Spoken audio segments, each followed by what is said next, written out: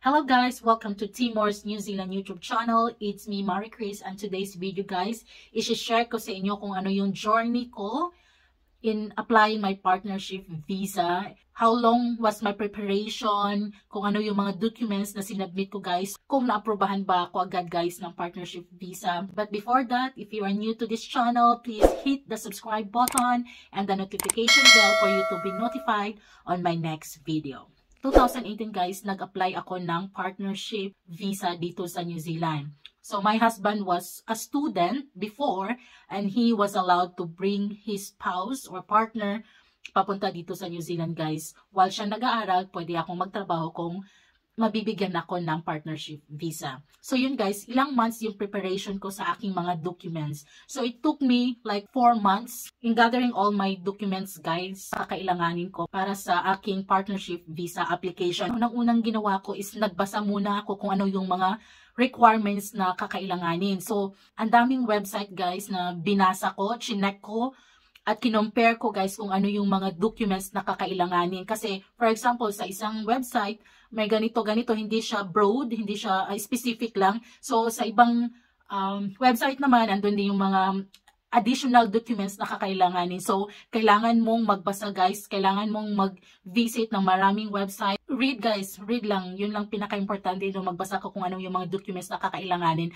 And then, nag-check din ako sa YouTube. Nanonood din ako ng mga video sa YouTube guys. Yung mga partnership visa application, kung ano yung mga pinagdaanan nila, kung ano yung mga hinanda nila ng mga documents, kung ano how long their preparation, kung nag-DYI lang ba sila guys. For myself guys, I do it myself. Hindi na ako kumuha ng immigration advisor guys. So ako lang po nag-apply sa aking partnership visa application. But yun nga guys, kailangan kong magbasa kasi I have to make sure na ready ako sa aking visa application, especially sa partnership kasi medyo complicated po yan. So, 2018 guys, nag-work ako sa Zimbabwe, Africa, and then doon na ako nag-apply. Pero nung chinek ko, walang consular or walang immigration office yung New Zealand doon. So, ang meron lang doon sa Africa is sa South Africa. So, I have to, guys, check again kung paano ko i-submit yung visa application ko. So, nag-paper application nung ako, guys. Kinolect ko lahat yung mga documents na kakailanganin ko, print ko lahat, and then pinadala ko siya sa parang DHL, guys, papunta doon sa South Africa. From Zimbabwe to South Africa. So, yun. Ano yung mga documents na hinanda ko? So, babasahin ko lang, guys, kasi meron akong listahan dito. Ano yung mga supporting documents, guys, na sinubmit ko sa Immigration New Zealand? But, guys,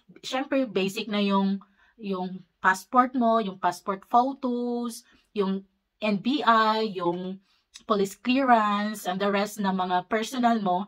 So, yan parang easy na yun. But, you have to make sure when you're applying on your partnership visa, guys, na genuine, and you have to make sure na satisfy yung immigration officer na mag-check doon sa documents mo na you are genuine relationship. Ano yung mga supporting documents ko para sa aming partnership visa or sa aming relationship? So, first is bank statement and bank certificate. Is joint account namin doon sa Pilipinas, guys. Kumuha kami ng bank statement na 5 months. Yan, yung transaction na 5 months. And then, nag-request din kami ng bank certificate. Yun yung joint account namin sa Pilipinas. Next is yung medical mo, medical certificate. Syempre, you have to check guys doon sa Zimbabwe before guys. May 2 clinic doon na pwede kong puntahan para sa aking medical. And then guys, gumawa po ako ng cover letter. Yung cover letter is very important yan guys kasi kailangan, bisang kahit mahaba yan guys, basta you have to tell them the day you met your husband and then yung years na pinagdaanan nyo. Lahat yun, parang nag-storytelling ka sa kanila, guys. Yung babasahin nila, guys, kasi dapat magkatugma yung mga supporting documents mo doon sa cover letter na ginawa mo. Doon sa gumawa ka ng libro, guys, ng love life story ninyo ng asawa mo. So, yan yung pinaka-importante, yung mga details, yung years. For example, naghiwalay kayo kasi, for example, nag-separate kayo, nag-work ka sa ibang bansa. So, kailangan mo ding i-state doon sa letter mo na nagkahiwalay kayo, yung work, then kailan yun. Yung mga dates, guys, yung mga significant events ng relationship ninyo na you think na very important siya. So, kailangan mo yung isulat. So, as I've mentioned, kahit ilang pages pa yan, as long as nakasulat lahat ng important details ng inyong love life story. Next is exchanging email. Before guys, meron din kaming, nung nag-meet kami, 2011 pa, may parang nag-send ako ng email sa kanya. So, yun, nakakatulong yun siya, guys. Guys, kung may mga old emails kayo sa isa't isa, i-print mo yun siya as your supporting documents na nagkakilala na kayo a long time ago. Next is timeline photos. Ayan. So, gumawa din ako ng timeline photos, guys, nung first met namin, yung mga date namin, yung mga travel together namin.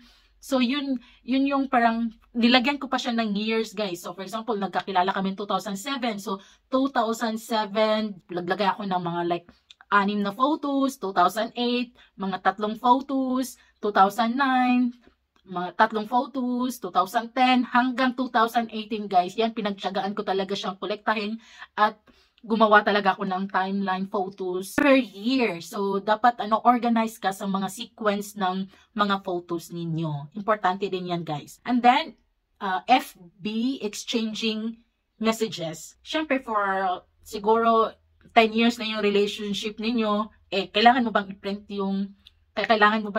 yung exchanging messages niyo sa Facebook? No. Kumuha lang kayo ng like 5 conversation per year. So yan, i-compile nyo din yan, guys, para makita nila, every year, continuous pala yung communication ninyo. Kahit yung sa cellphone nyo, guys, sa local, pwede nyo ring i-print yan. I-print nyo rin yan. Basta ang importante, guys, may date, para makita ng immigration na, hindi ito gawa-gawa kasi may date sa taas. Then, guys, print ko din yung mutual friends namin sa FB. Yung kinuha ko yon at kinumpile ko din siya as supporting documents. And then, joint account.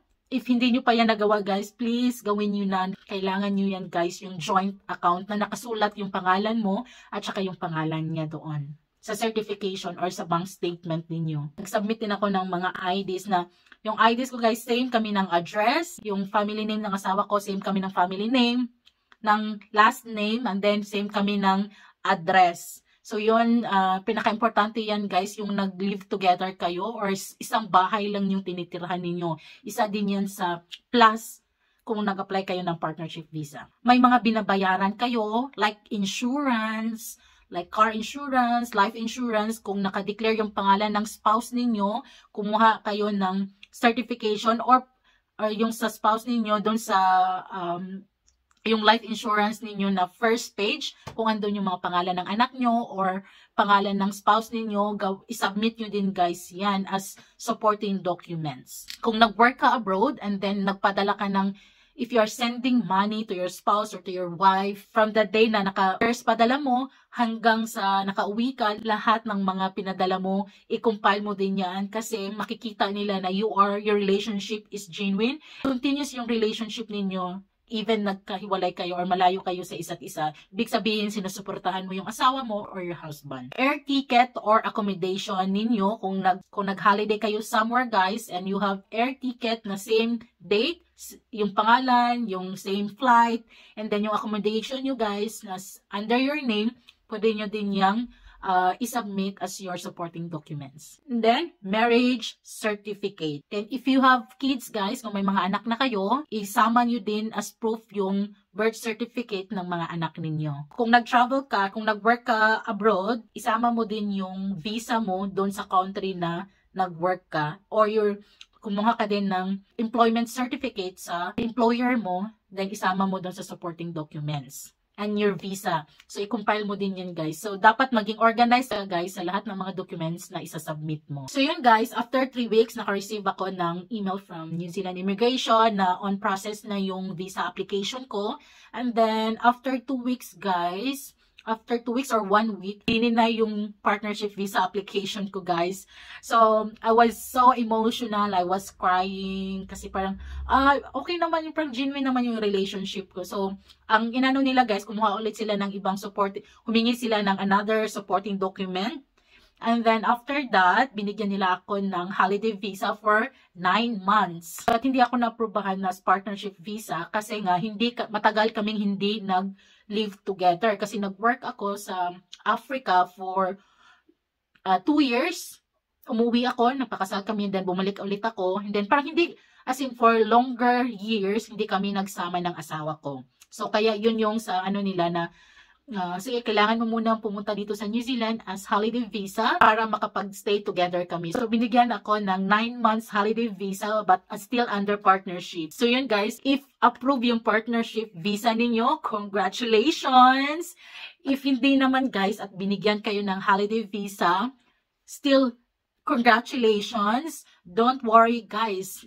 Take the opportunity, travel here in New Zealand guys, and stay with your husband or with your spouse. Punta ka sa New Zealand guys, enjoy New Zealand, and then ilang months ba ako ulit nag-apply.